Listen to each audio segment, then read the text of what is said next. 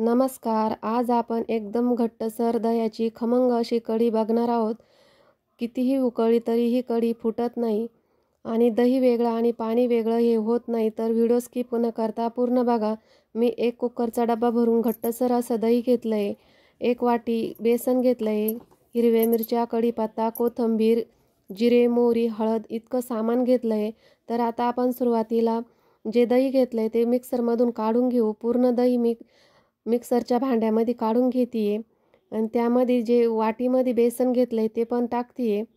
हे बघा, मिक्सरच्या भांड्यातून दही आणि बेसन काढलं की त्याची गुठळी राहत नाही, एकदम प्लेन होतं आणि आपल्या कढीमध्ये गठुळी ही राहत नाही, प्लेन कढी होते, कढी फुटत नाही. हे बघा, इतकं छान असं घट्टसर आणि एकदम मिळून आलं आहे मिक्सरमधून काढल्यानंतर. आता आपण फोडणीची तयारी करू. त्यासाठी मी चुलीवरती कढई तापायला ठेवली आहे.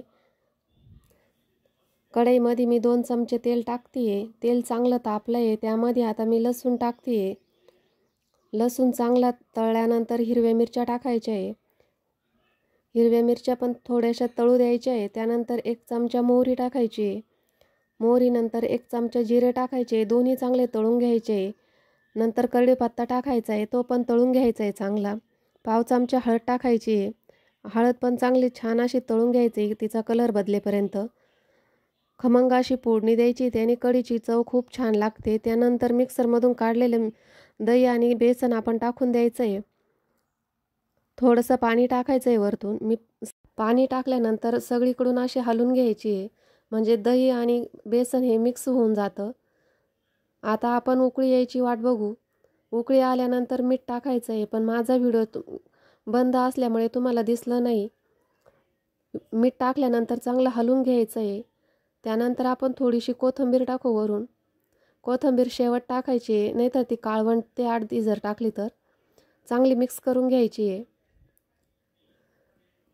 आणि चांगले आता आपण उकळी येऊ द्यायची. कढीला घट्टसर होऊ द्यायची. बेसन असतं त्यामध्ये, त्या बेसन चांगलं उकळलं पाहिजे.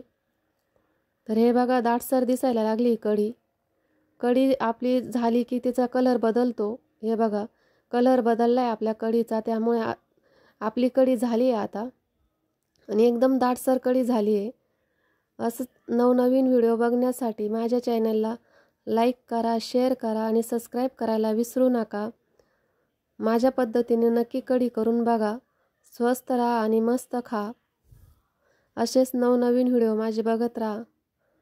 धन्यवाद.